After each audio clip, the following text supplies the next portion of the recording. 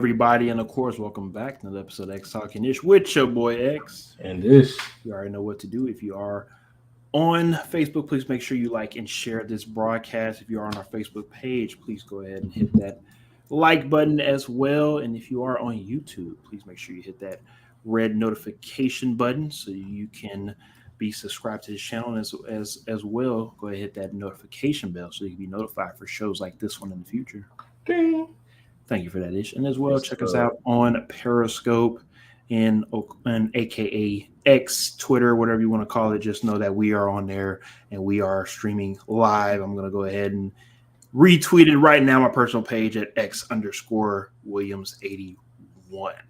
All righty, then before, of course, we get into the thick of things, Ish, this is the first time we've been back on this thing we call podcast since the Super Bowl, and I think honestly, it's a great break that I think both of us deserved and needed because when you're going through this football season, and obviously we don't play anymore, but I'm just talking about obviously covering it.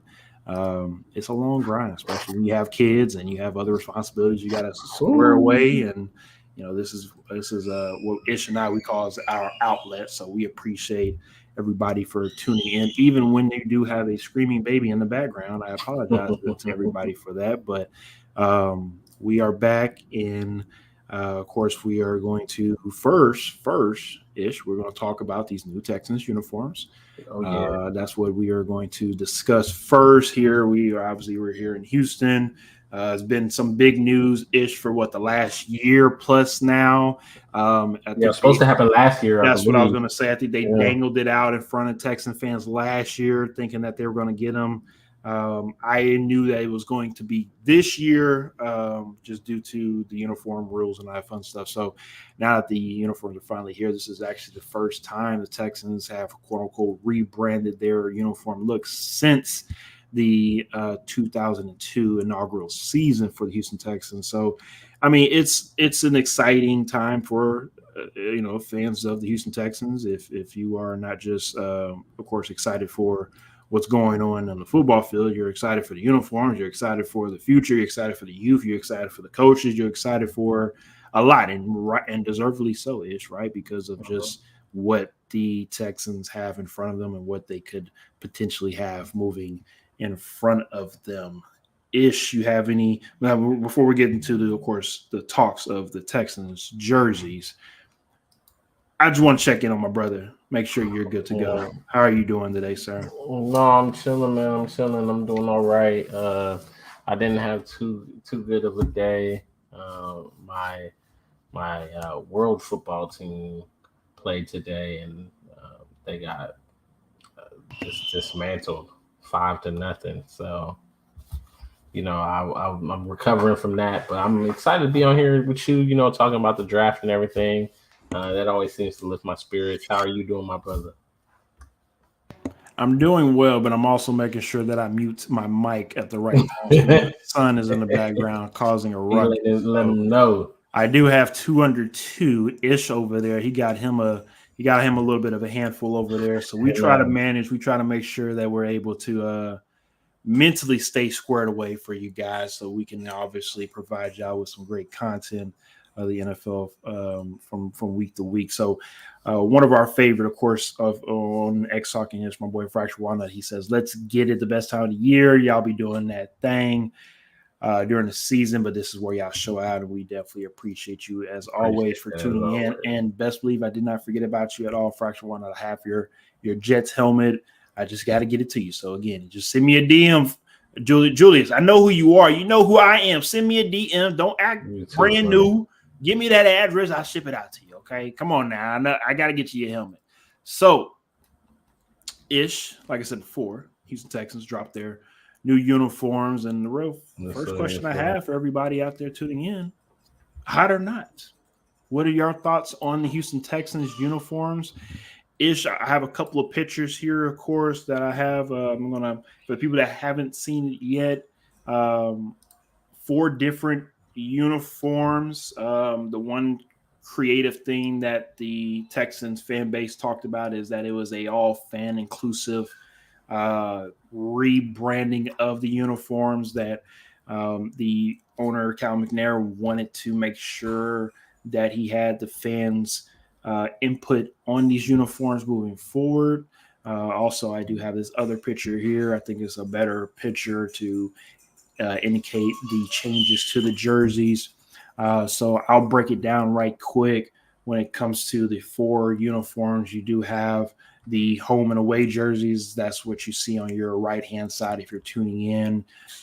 Those have been modernized to be able to be on par with the new designs that you have throughout the NFL with other jersey changes. And then you have your 2 secondary uniforms with the battle red uniforms, which of course you are a Texan fan, you're used to the battle red uniforms. And then you also have this special Houston edition uniform here. And obviously, me being a Titans fan, I've already had plenty of Texan fans in my inbox about how, they're trying to get the blue back, and the Houston Texans are trying to find a way to make sure that they rep the blue and not the Tennessee Titans and whatever it is. Look, I don't give a damn. Okay, at the end of the day, my black ass don't own these rights. Okay, I ain't getting paid for none of this stuff. So let it go, everybody. I'm 33 years old. I don't give a damn about who has the rights to these colors. Let it be. Okay. But what I will say is, and we talked about it before we came on the show, and I wanted to wait until we got onto the show to express this a little bit more. And I'll get rid of this picture for a second here. What are your thoughts on the uniforms? I'll let you start off first. I feel like I've been talking a little bit too much, and I'll jump in a little bit. No. So initially, when I saw the uniforms, I was a little underwhelmed because it was like there had been so much hype. Like you said, us being here in Houston, there was so much hype about them. So I was expecting something groundbreaking, and then I saw them, and I was like, well, nothing too groundbreaking about these. Like y'all made it seem like it was gonna like shock the world or something. But as I've kind of seen them and it's sat with me a little bit, like it's cool. I like it. It's better than the old uniforms. It is a more modern take on the uniforms. It's cool. Like I don't know what else to say. Like that's kind of my reaction overall. I'm just like it's cool. Like I like the battle reds. I thought the battle reds were already cool with the old style, but with the new style, like yeah, I really like the battle reds. The alternate uniforms, I like them, but then I don't know. I just the ones that Tank is wearing, I don't know. Like I like them. I don't. I'm not a huge fan of the. It seems like they have to grow on you. Yeah, I'm not a huge fan of the H. I mean, I know we repping for the H and all that, but then with the battle reds, I don't know about the horns. I'm kind of iffy about that. I just don't know. They cool. Like I don't know that there's much. I don't know if there was anything else they could do with the Texas uniforms the way they are, right? Other than bringing back the Oilers. Here we go. I don't know if you were going to have some. Other than bringing back the Oilers to their rightful home, I don't know if you would. What you gonna get? Let's get to the comment section right quick. My boy Fracture One says it's hot to me. Perfect way to get the fan base back into the team. The H-Town Pride jersey is a nod to the city, and that old English lettering is all over the city and all the Houston rapper album covers. He also stated that blue is in the city flag. That's why I love this jersey. They are not Oiler colors, fam. I mean, but you can definitely see where they were going. As soon as I saw those, I immediately let's not pretend that to me is nonsense. Don't pretend like that's not where they were kind of leaning towards when they did that. Let's be honest. We're gonna say it. I'm talking about fan bases, the fan bases, people that actually watch football, people that are from Houston and Tennessee, whatever it is. I'm just going to say this. It's going to be, it already has been and is always going to be moving forward, a little healthy rivalry between the Titans and the Texans. right? I think the Titans need to just get them the damn Oilers. Get the Oilers back, bro. No. First, and then we'll talk about that another time. But yeah, besides that, the uniform part, because again, who cares about that? The rivalry between these two organizations, I honestly like it. I do enjoy. I enjoy the little rebuttals between the owners and Cal McNair's wife or whatnot, and the whole this ain't a rivalry because the Titans don't beat us and this, that, and third. Even though the Tennessee Titans hold the overall record against the Texans, but again, it's just one of those things where I'm not comparing. I promise you what I'm about to say. I'm not going to compare this to this rivalry, but it's similar to Steelers Ravens. And what I mean by that is they both know each other, right? Or I lied. I'm taking it back. I'm sorry. Nope. I'm not even going to say Steelers Ravens. So I'm going to say Ravens Browns. This is Ravens Browns of the South. This is all this is, right? Being petty because of the name and moving out of the city and this, that, and third, and all that other crap like that is really just petty billionaire talk amongst each other that us as fans, yeah, you care, but I'll be honest with you, are y'all going to go to war over these colors that really, I mean, if they really mean that much to you, okay, I got y'all. I respect, your daddy and your grandfather, your great grandfather watched this team, back in the day. But let's move on, everybody. Okay, you got your New Jerseys, please look. And I'm gonna say this very respectfully to all Texan fans because I do love the back and forth. I do love my Texan fan base, friends, and whatnot. But until this organization makes it to at least an AFC Conference Championship game, please do not come at me talking to me about some, oh, we're better than you, oh, this, oh, that, we're going to the Super Bowl this year. Please make it to a Conference Championship game, please. Okay? And I'm going to leave it at that. All righty. I'm just saying. I'm tired of having this back and forth. Bro, just give the dang Oilers back, man. It's not my call on that one, sir. It's not my call. Fracture One says, nah, fam, let that Titans keep it all. The old Oilers fans have moved on and never coming back. That's not true. In my opinion, those colors don't mean anything to me. It was before my time.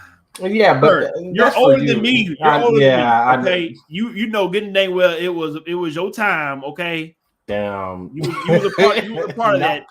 Not that we calling viewers out and everything. Like, come on. No. Now. If I'm old, Julius, you're gonna be old with me too. Okay, so that's what we're not gonna do. Julius gonna act like he only 22 years old or something. Like, sir, that's not how it works. Okay, yo, sir, yo. I'm just kidding, Julius. All right, on a serious. He's not kidding. I'm kidding. On a serious note, though, let's go ahead and move on with the reason why everybody came to, of course, check out tonight's show. We are doing our mock draft for 2024. And like we've done previously with our mock drafts here at X Talking Yes, we try to keep it as simple as possible, even though the draft is not going to be simple, it's simplistic at all, and it's not going to go in order. We know that. We just want to, of course, go down the first round as is with no trades, no movement. So obviously, when the draft comes, it's not going to match what you're going to see here. Obviously, we're going to look like geniuses when the draft comes along. Or that too. We could. Nobody can move, and everything can go from 1 to 32. You might be right, but that's highly unlikely. So obviously, there will be changes. But we have our mock drafts as is from picks 1 to 32 in the first round. So I'll start off with mine, and then we will, of course, go over to Ish. So for mine, of course, obviously, you have, of course, Caleb Williams going overall number 1. Now, for me, I think this is where things start getting tricky, right? Because I think Washington stays at 2. But I'm worried about Washington and what they are doing right now with this quarterback search. Ooh, yeah, we're hearing some things. Exactly. And the reason why I'm saying this is because my opinion, Jaden Daniels is the second best quarterback in this class. He deserves to go number 2. This is my opinion. I don't know if he's going to be a great fit though in Washington, and it has nothing to do with his skill set. It's just because of what they got going on over there. Like, I'll be honest with you, when it comes to what Washington as a franchise did leaving Dan Snyder, we thought it was going to be rainbows and sunshines moving forward and everything's going to be better for the Washington franchise. It seems like it's more of the same. Like, obviously, besides sexual harassment, maybe inside of the organization, I'm trying to figure out where is this team trying? What is this team trying to do moving forward? You know, I don't know what direction they want to go with this quarterback thing because in the past, majority of the times, if you have a top 3 pick and you're trying to get a quarterback, you're not bringing in 3 or 4 different quarterbacks to try to have an interview process on the same day. Yeah, probably not on the same day, but I think it's a little different. Now, I understand the whole competition thing and, you know, wanting to see who could be the alpha male in the room and this, that, and the third. Like, I got all that ish, but it just seems a little. It just seems like it's doing too much. If you know who your guy is going, who you're going to get, and who he's going to be, stop with the charade, right? Go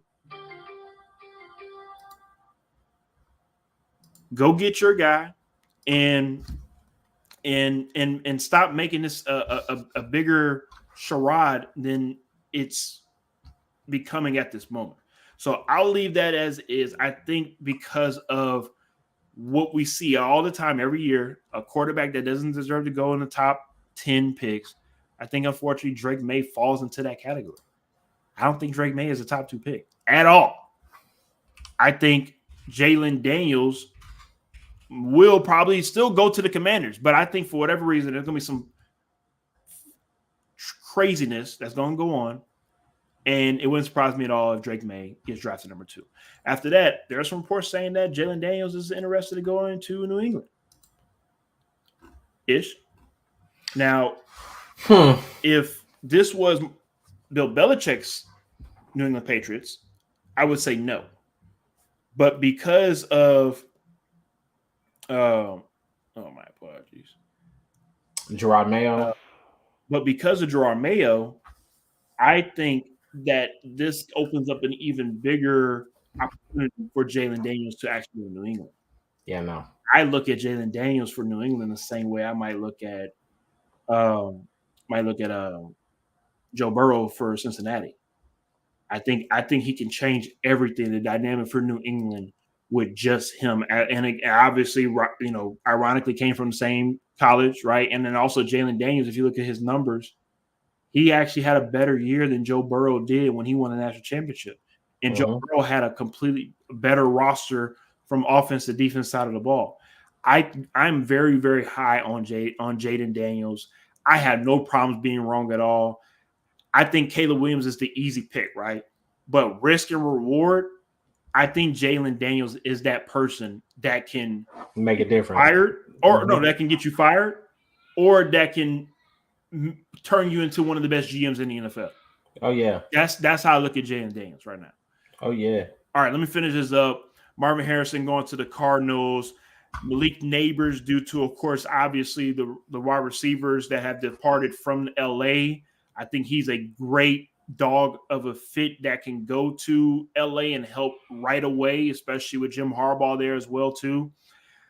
I was going back and forth with this Giants pick because, yeah, they might need a quarterback because they may need a quarterback needs, but I don't see them taking a quarterback in the first round, especially with you obviously giving a big contract to Danny Dimes, right? So if you're going to give a big contract to Danny Dimes, and we got to make sure he stays upright. So I just think it's smart for Joe Alt to go to the Giants.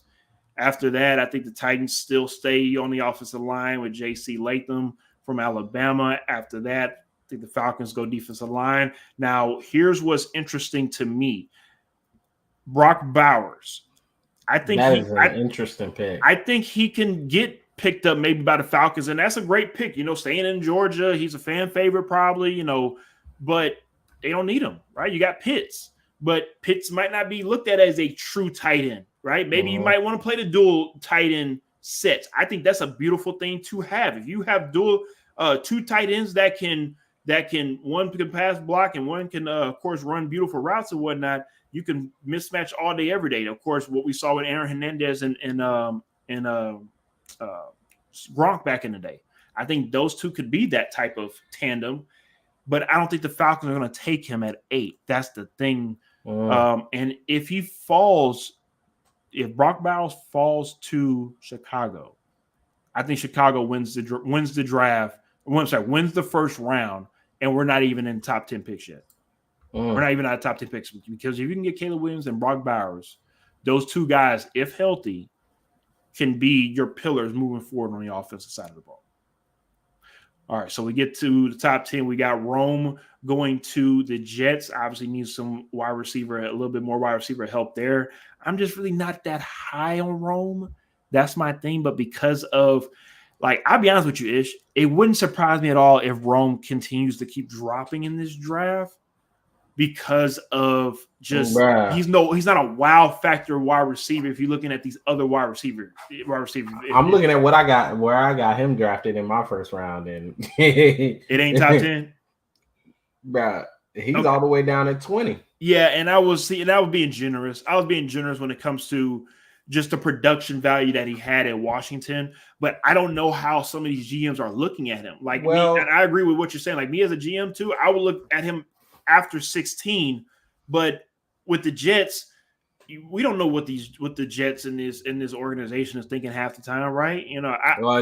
They're one of the organizations you never can tell. And I think another thing that maybe you gave more credence to that maybe I didn't is that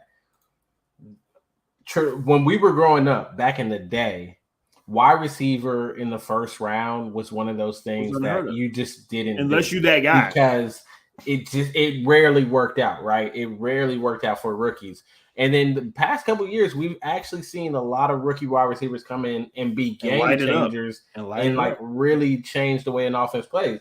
And I think that maybe leans a little bit to what you're saying and gives credit to that as far as if Rome Odunze is able to do what people think he might be able to do in the league, well, if the Jets pick him up at 10, that could end up being a steal, right? Because he has talent right up there with the Malik Neighbors, the Marvin Harrison Jr.'s.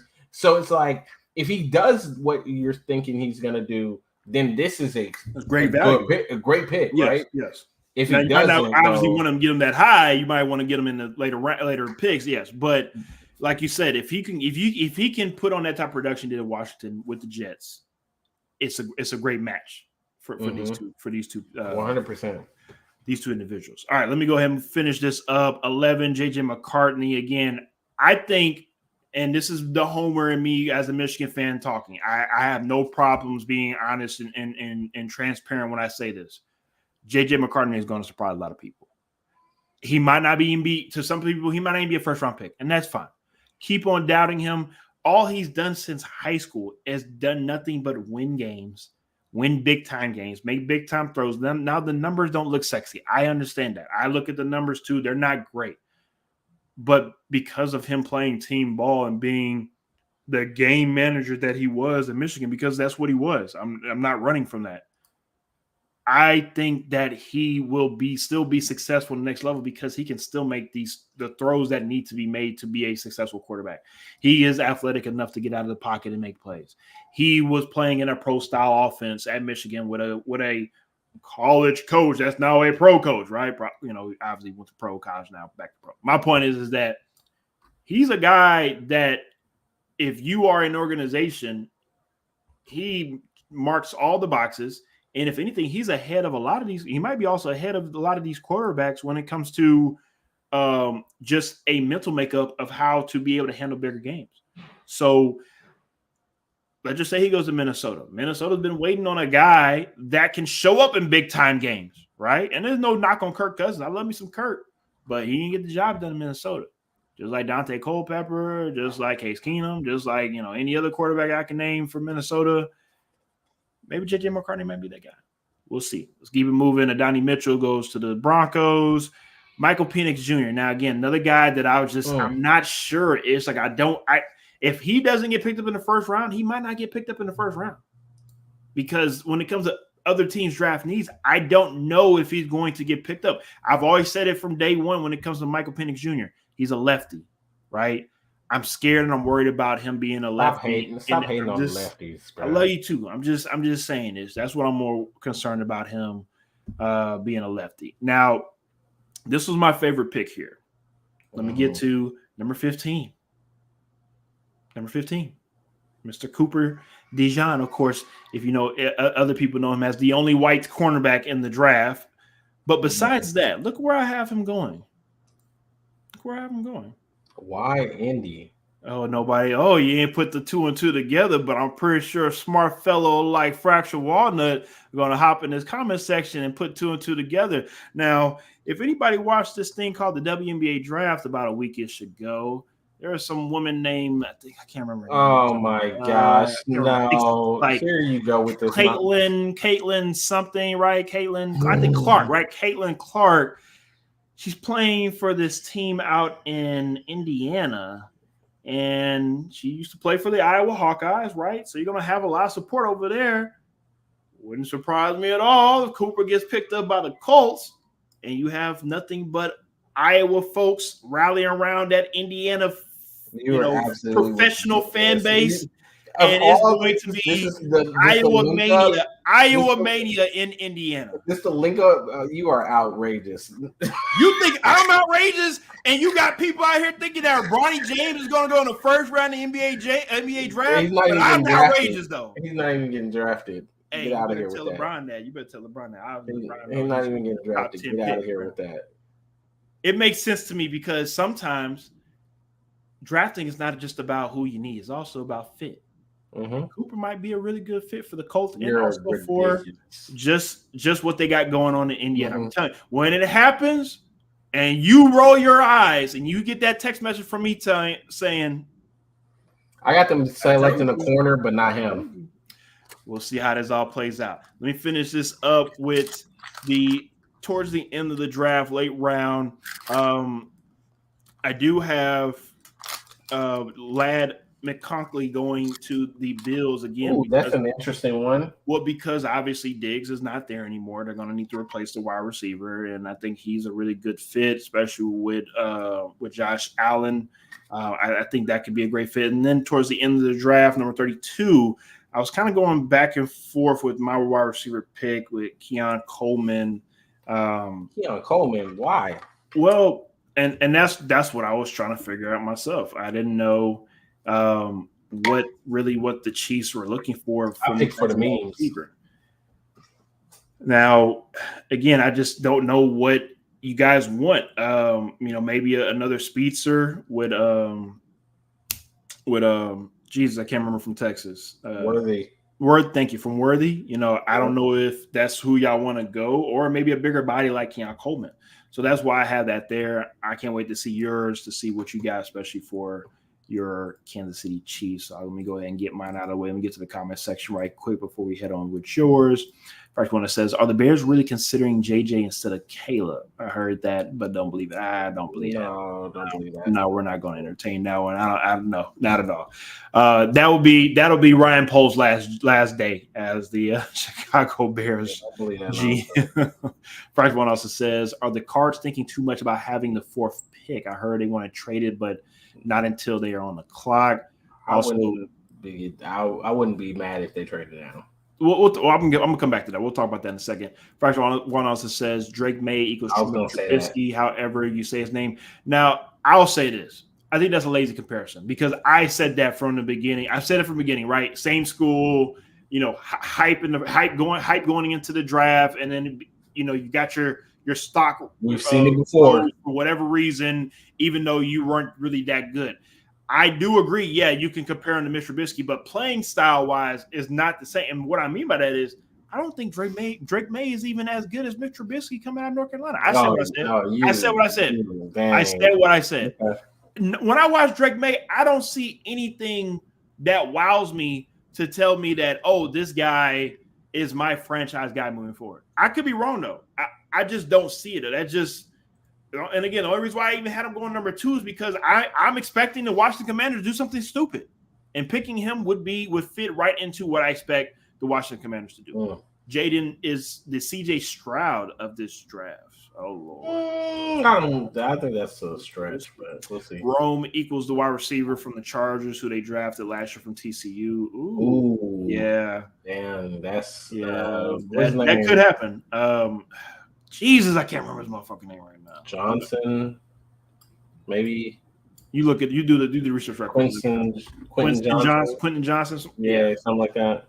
Yeah, and I thought that was the hell of a pick. I remember talking about this last year. Like, oh, that was a great pick for the Chargers. Going to fit right in. Don't have to worry about too much because you're the rookie. And that has not panned out. That did not pan out at all for the Chargers. Fresh one says, "Hey, X, the graphic of the mock draft is on the way for your pick." Yes, sir. My apologies there. I got that out of the way for you guys. And I'll make sure that won't be in the way for Ish's picks as well. But let me get back to this question that Fresh one had, and we'll throw it over to you, Ish, to show us your picks. Let me start off with this first. Now, for me, again, in the mock draft, I do have the Cardinals taking a wide receiver for both of their picks in the first round. The reason for that is because obviously you got to keep Kyler Murray happy, right? So get him some more weapons. If you get Marvin Harrison Jr., that for the most part, we should know that should be easy plug and play for the most part, hopefully. Now, if you're able to get lucky and find a guy like Brian Thomas Jr., who is at first coming into the season last year, Brian Thomas Jr. was supposed to be the Malik Neighbors, right? But a lot of people at LSU feel as though that both guys are 1A, 1B. So you kind of having the same draft with Justin Jefferson and Chase and Jamar Chase type of deal with LSU, to where who knows, you might not go wrong with drafting either one of these LSU wide receivers, but either way, you better make sure you grab one before somebody else does. And if the Cardinals can get away with getting Marvin Harrison Jr. and Brian Thomas Jr., that's an A+ draft in the first round to me. To me, I don't know that I'll get both, but yeah, I don't think so either. I think Brian Thomas Jr. probably gets cooped up before even get to top 20. But I think if that's possible, that'd be a hell of a pickup for the Cardinals. Ish. You know, yeah. I don't know, man. I don't know how sold I am on Marvin Harrison Jr. Everybody just is saying he's going to be the next great thing. I don't know. I watched a lot of Ohio State games, and he did a lot of great things. But in that Cardinals offense, I'm just – there's going to be a lot of pressure on him to go in and do that. And I think the Cardinals are kind of thinking to themselves as well, and they're thinking, honestly, this year's draft for wide receiver, there's some wide receivers I can pick up in the second round I think would do a really good job. I am not as high on teams picking wide receiver in the first round as X is, and you'll see that in my mock draft. And so I think for me, if I'm the Cardinals, I don't mind trading down because I don't know that there is going to be a run on wide receiver like there has been the past couple of years. That's my 2 cents. No problem. Let's go ahead and bring up your mock draft. Yes, sir. I'll hit on the highlights real quick. Obviously, Caleb Williams going number 1. I, like you, struggled at number 2 because where we always talk about it, where there's smoke, there's fire.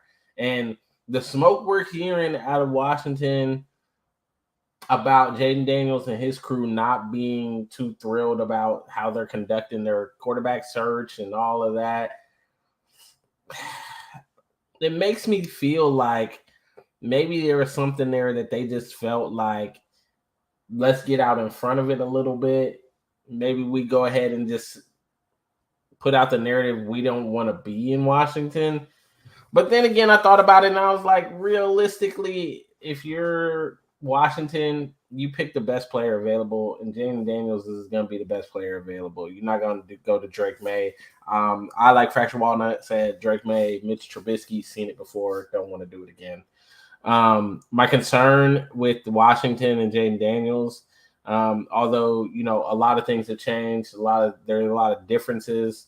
I've also seen it before and don't really want to see it again. We've seen RG3 go there, a mobile type quarterback who also could throw, and Washington kind of ruined that man's career.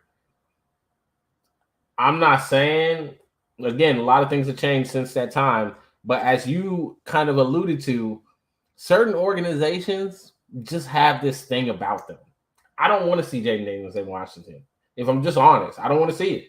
I don't want to see it. I don't want, because it's a dysfunctional organization that I just don't know that they're going to put the right things around him to make him successful. But we'll wait and see.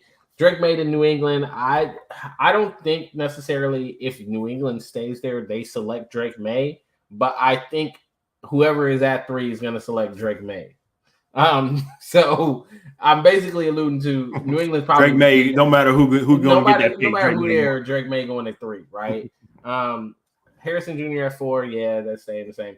I did not have the Chargers, and this is where I think we started to really separate with the receiver in the valuations, because I know that they lost a lot of receivers. I think there are plenty of good receivers in this draft.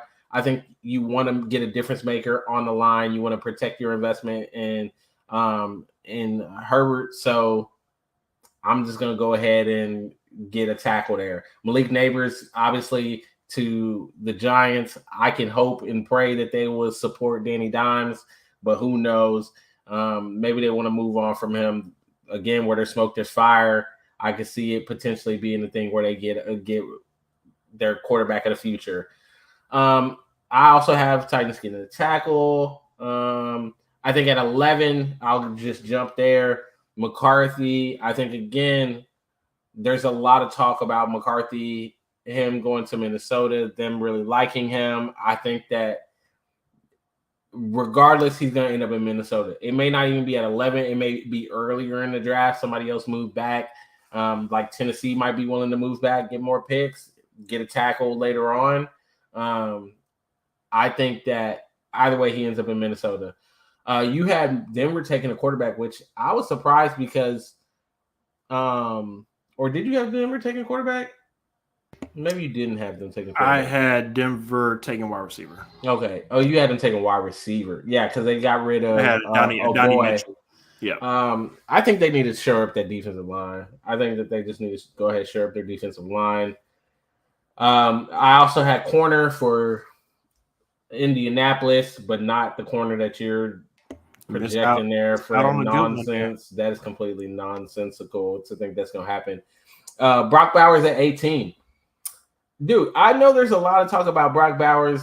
Because last year he was projected as could be literally the number 1 pick of the draft. Yes, yeah. And for you to say he could be 18, that's like, to me, that's just wow. To me, there are a lot of places he could have gone prior, like earlier than 18.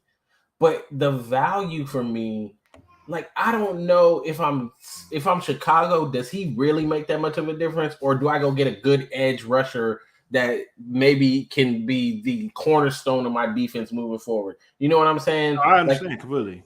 I'm just looking at some of these teams that it might make sense, and I just see value somewhere else. I think at 18, though, like, you can't pass up. You pair him up with Joe. Yeah, I mean, that's a good pairing. Rome Odunze at 20. I think you get another guy to go alongside Pickens and Johnson. That'll be very interesting. Although I felt a way about this pick because I don't know that they really value our receivers like that in Pittsburgh. Like, it doesn't seem like they do. And Pickens has already complained about how much he got the ball last year. Johnson not getting the ball. Like, do we really need to go add another wide receiver to the mix? So we might need to bring on a member of the Pittsburgh Steelers onto the show to ask. We might need to, or their super fan. What's the name? Adrian. Yeah, Adrian need to go ahead and come on again. Adrian watching, all right. I don't know if he's watching or not, but I'm pretty sure he needs to vouch for his team. Don't talk crazy about my man, Blaine. Don't talk crazy about my boy Adrian. All right. Adrian always come on here with that Pittsburgh nonsense. I'm tired of hearing it. Old rhetoric. Yeah, I think 24 is going to be an interesting pick with Dallas. I think whatever it's always interesting to see what Dallas does because you never know with Jerry Jones and he might overrule somebody. Draft. For the most part, they draft well. But I think a tackle they need to go ahead and start rebuilding that line. 28. I have Adonai Mitchell dropping all the way to 28, which I know you had him a lot higher. I think, man, if he drops to 28, that's a steal for Buffalo. For Buffalo, yeah. Buffalo man, Bills, that's a great. That would be crazy. Possible. Now, I don't know if you've seen that quote unquote report. But that's another reason why I think 28 makes sense because now here's the thing though, and again, we've been in the sports world for a very long time, and we know how chess match these things are, and there are some truths to organizations will come out with some BS to purposely drop your draft stock so they can pick you. And it sounds fucked up, but it's the truth, right? And with that Adonai Mitchell stuff, I mean, again, I read it and it didn't seem like for me that it would deter me from drafting him. Because at the end of the day, there's 60 plus other dudes on this roster that probably doing a lot worse than what they're claiming. His blood sugar and him acting a certain way. Have you met a woman that's not fed and how she acts after not being fed? You trying to get us canceled? No, I'm being dead ass serious. You worried about Adonai not having the right blood sugar measures or whatnot? Feed that man. Y'all not know fucking for the goddamn Ravens, tight end for the Ravens. You know what I'm talking about. Jesus Christ. You know the fuck I'm talking about. Lamar's go-to. Mark Andrews. Mark Andrews has diabetes as well, too. And they have somebody next to him all damn game long, making sure his blood sugar squared away and making sure that he eats if he needs to. Don't give me this bullshit about, his diabetes and this, that, and the third. I won't hear that shit. Okay? He's going to be fine. I'm not worried about Adonai Mitchell. Sorry, guys, I had to go off because that was stupid reading that. I'm ready for the draft to hurry up so we can get on. Yeah, so we can get past some of these dumb stories. Yes, but please. Either way, I got him dropping because I just don't see. I think partly that story and some other things may have just done enough to give people some pause and kind of slow that down, but we'll have to wait and see for that. And then I said for the memes, dude, why not? Just go ahead and get Xavier Worthy. And also, I'm not a fan of Mecole Hardman. I'm not a huge fan of him with the Chiefs. And then also, oh boy need to go. Tony need to go. Kadarius Toney need to go. Okay. I know that they relying on Kadarius. Somebody saying that, now Tony gets a chance to step up because Rashee Rice going to get suspended. Yeah, no. Let Tony go, please. I don't want to see him. But I do think it would make more sense to go ahead and get corner. We let Snead go. I wouldn't be mad if we went ahead, invested in the corner here in the 32nd pick, and we decided that wide receiver – we could do without it. That would be a smart pickup as well. Replacing Snead. Obviously, I don't think any first-round pick is going to come in and do what Snead did, but obviously you got to get them up to par, make sure he doesn't just be on an island by himself, play some team defense. He should be all right. We saw what the Chiefs did 2 years ago, have half of their damn rookies have their starters on defense with rookies, and they won the Super Bowl. So, again, nobody going to feel sorry for the Chiefs. Ain't nobody gonna have any type of look at the Chiefs. Oh, boy from Michigan, I think he's a good. If he weren't as much of a project as it looks like he's gonna be, I think he would be a really big one. The corner, yeah. He had 6 interceptions this past year. Talking about Mikey, right? Yeah, I think so. Yeah, Mikey. So, and I'll just give y'all a little insight on Mikey if y'all don't know, but. And again, this is just in the Michigan realm. I'm not saying he's the best quarterback in the world, and I'm just saying that a lot of people in Michigan looked at Mikey as the next coming of Charles Woodson. I'm just telling you what I'm hearing, and if that is the case, I think he can be a blessing to a team, whoever drafts him. So I didn't put him in my first round either because I don't think he'll go first round, and it's not because he's a bad corner. I just think, like you said, some teams might look at him as a project stuff. So he's still just too raw. He's not as good as these other corners just yet. But as always, 5 years from now, we'll look back and say, how in the hell did this guy again get drafted, right? I think first round. I think he's only played 2 years of corner or something like that. So it's one of those things where I could see it. I don't know. I think that there's definitely something there. I mean, 6 interceptions is big, right? 6 interceptions, I think 2 return for a touchdown. He's a bad boy. He's a ball hawk, but he's a little undersized, I think, for what teams would want for a corner, especially in the first round. So he's more so projected as a nickel. And then the fact that he's only played corner maybe 2, he was a wide receiver that transitioned to corner. He's only played corner 2 years or so. I think that's another concern, but I wouldn't mind picking him up as a project with the 32nd pick. I don't, like you said, the Chiefs there. Not too many teams can afford to bring somebody in and not need them or expect them to produce early on as a first round pick. Mm-hmm. And I think the Chiefs are a team that have been blessed with that luxury of, you don't necessarily have to come in and make that big an impact. I think a ball hawk like that, picking him up at the end of the first round will be interesting. But I expect, based on my draft, I'm going to just be honest.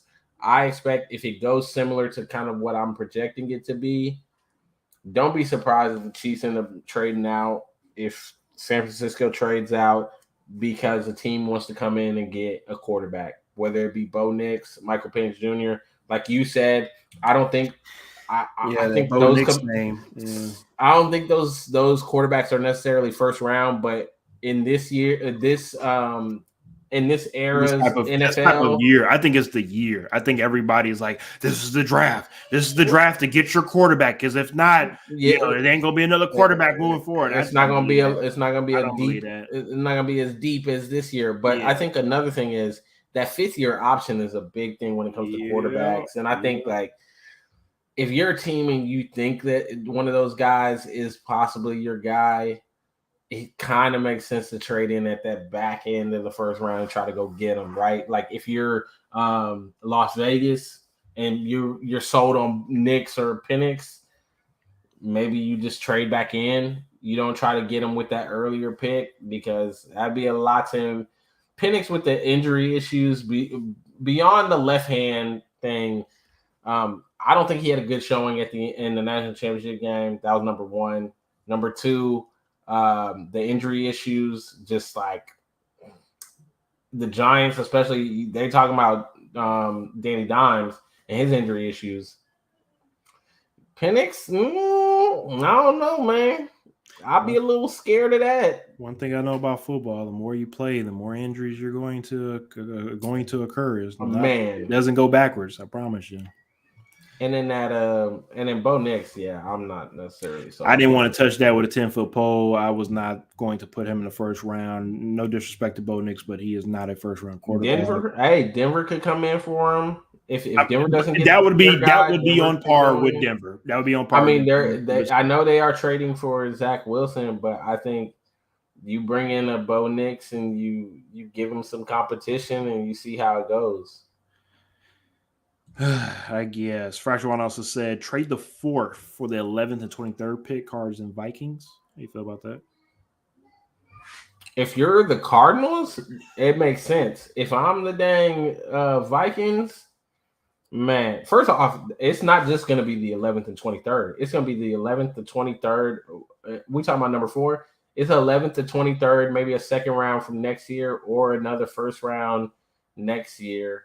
It's going to take something like I'm not giving up 3 firsts for that. No. What? No. 2 firsts and a second for next year. I'm not giving 2 up 2 firsts and a second? Yeah. I'll do that. I'm not giving up 3 firsts. Good luck. Not the way the inflation so again, if we're getting our quarterback at 4, who if you're the Vikings, who are you going to go? JJ McCarthy. Are we set on JJ? Okay, that's what I'm saying. Are we set on JJ? Because here's the thing: you might not even have to do that. You might be able to wait and keep your picks. Yeah, but you might not because there's right, talks of like. But that's the madness of the draft. That's what we talked about before we came on the show, to where one domino affects everything after you take a player, because it changes the Bears draft board, the Jets draft board. Now we get to 11 with the Vikings, and it's like, oh shit, JJ just went to the Falcons for whatever reason to back up, you know, Kirk Cousins moving forward, and now he's not there. So I was verifying, because you're saying that's crazy, but again, last year to get to the third pick, Houston had to trade the 12th, the 33rd, and the first round for this year, and then a third round for this year as well. You're saying a first and a second. So I'm telling you now, first and a second. No, I'm telling you 11. 33rd. I'm telling you 11. I'm telling you 23. I'm telling you 11, 23, and the first next year. Okay, you said 30. My part. I thought you said 30. Well, yes. Well, the Texans did do 33rd. Three first round, and second round. Yeah, but again, the 33rd is pretty much. Let's just call it another first round pick. I'm not calling it shit. I'm calling it the first pick of the second round, sir. Basically another first round. If was a fifth, we'll all be drunk. We might as well say that. All right, it's basically another first round pick, my man. You know what it is, and you messing around. They're gonna have to give all three of them things. Fracture One also says Washington needs to get lucky in the later rounds. At quarterback, drafting a QB early hasn't worked for them. Pretty much like we stated earlier. Yeah, I mean, I'm still sick about. I think the RG3 thing and Kirk Cousins, that was handled poorly. I mean, what's crazy is it was handled poorly, but both of them are still, you know, Kirk making over $300 million. Well, yeah, Kirk, it worked. It worked. You know, RG3, of course, on TV, he's fine. Like I said, I think we all would love to see more of RG3 in the NFL, but I mean, I think also I will say this. Don't you think, as a franchise guy, if I'm RG3, now he did have obviously Kirk behind him, right? You know, on his heels and could take his spot, right? But if I'm a generational talent, and if I know that, look, even if this team doesn't want me because I decide to sit for one game or two games or whatever it is, there's at least another 10 teams out here in the league that's going to want me. Yeah. Right? So I think, and this is something that hindsight is 2020, and this is something that RG3 even talked about as well too. When you pull yourself out of that situation and look back at it now, you probably tell yourself, you know what? I definitely probably should have sat. Yep. I probably should not have rushed myself. I don't care what the owner says. I don't care what the coaches say whatnot. It's about myself and my health and my body, because once you are done, we're going to go ahead and look for next year. We're going to try to get another quarterback. That's what it's about. It's the business of the game. It is what it is. So if you know the business, you got to treat this shit like a business, and you got to take care of yourself and make sure you look out for yourself. Yes, it's a team game, but when these contracts come up and Zeke trying to get his money and Dak trying to get his money, you don't see nobody in that organization talking about, you know, well, Dak need to no, go get your money, go take care of your business. And then we can discuss but I think that for me, Washington didn't miss on that pick. We saw his rookie year that they hit on the pick. If we're being honest, they hit on both picks. They hit on both picks. Yeah, they hit on both picks. They hit on both picks, but the way that it transpired, the way everything started in the beginning, it was just like, what the hell are you doing? But because of how everything happened with RG3 and then leading to Kurt, it worked out. But still, the Washington Redskins at the time still didn't do anything. They didn't go to Super Bowl. They didn't even go to an NFC Conference Championship game, right? So, like, do you count it as a success? I think it was a success. I think ultimately, when you look at it, like for RG3 in Washington, you got to look at his rookie year, because that's the 1 year where he was fully healthy, and you got to say it was a success. And then to have the backup plan with Kirk Cousins and him do what he's been able to do and what he did, it was a success. I think it was. I think they drafted well that year, right? And they hit it, but it just like. Some organizations just don't know how to do things the right way. Washington is one of those organizations, and they ruined that. And now they have a chance again to go out and hit on a quarterback. If they go and hit on the quarterback, whether they select Drake May, whether they select Jake Daniels, if they hit on this quarterback, to me, the problem is not going to be the quarterback and whether or not the quarterback is successful with their play. It's going to be what does Washington do around this quarterback to build a championship team, and that's going to be the problem. Like I said last year with Houston, my one concern for Houston last year when we were all talking about them, and then as the season started coming, we were hyping it up. I said to myself, and I said to X, I said it on the show, I want to see what the organization does. I think that CJ Stroud could be successful, but what is Houston going to do? Because historically, Houston has found a way to mess it up. And so far, it looks good. They hit on the pick, both of the picks actually, and now it's looking good. And it looks like they're building around these guys. And this could be a team that is a force to be reckoned with in the AFC for a long time, at least for the next, 4 years. Before you got to repay, you got to pay everybody all their money. I'll say three. Let's just say maybe three. Yeah, maybe three. And then we'll see what happens. And then we'll see when you got to pay everybody their money. Which the Stephon Diggs thing, we're gonna talk about. We're gonna have. We'll talk about that before season start. Yeah, but I don't like that one. I'm not a fan of that. See, I love it. I'm the opposite. I love it. I'm not a fan. Let's. I want to wait, and we'll talk about that later. Yeah, we're gonna talk about that one because I'm not a fan. I saw that trade and was immediately like, here y'all go. Well, as everybody can hear and as can see, if you're checking us out on YouTube, Periscope, or Facebook, we are back once again for 2024. Yes, now, just to give everybody a disclaimer, one, I appreciate everybody for tuning in tonight. I am in the process of moving homes next 6 months or so. Yeah. So we will, of course, definitely try to make sure we are able to bring you guys some pre-game shows and post-game shows throughout the season, but some of our shows might get a little delayed. We might get a little technical difficulties on my end. Might have children yelling in the background. Definitely will have that. So we will definitely let everybody know what's going on our end, and we'll go from there. But we will definitely be here to start the NFL season. Of course, Hall of Fame game will be here before you know it, and of course, Houston Texans is a part of that Hall of Fame game as well too. So we'll talk about that shortly. Fresh one says I'm on the fence about the Diggs things, but yes, that's for another day, and we'll be here to talk about that that next day. But as always, we appreciate y'all for tuning in. Ish, you have anything to tell the people before you get on out of here? No, I'm excited for this draft, man. I'm excited for these trades. I think it's going to be trades galore in this first round. Everybody is looking for quarterbacks. I said it during the season. Everybody hold me to it. This year is going to make or break a lot of GMs in the NFL because some people are going to make some dumb trades just to go get a quarterback that's going to fail. Some people going to trade back and they're going to miss on a player that they should have drafted. And a lot of GMs, I can see the reckoning within the next 2 years.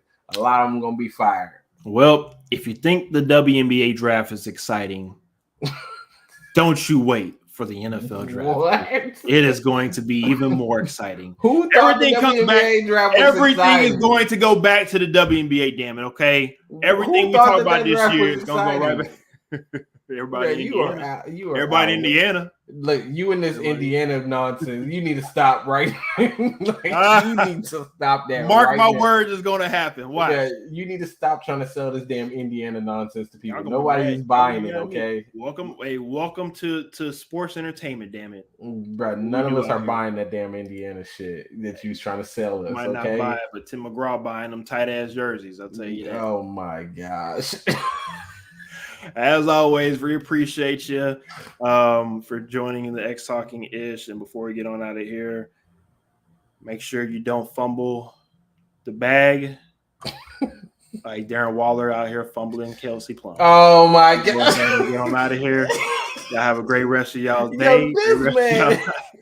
And we will see y'all next time here on X Talking. You completely lost it with this damn WNBA coverage.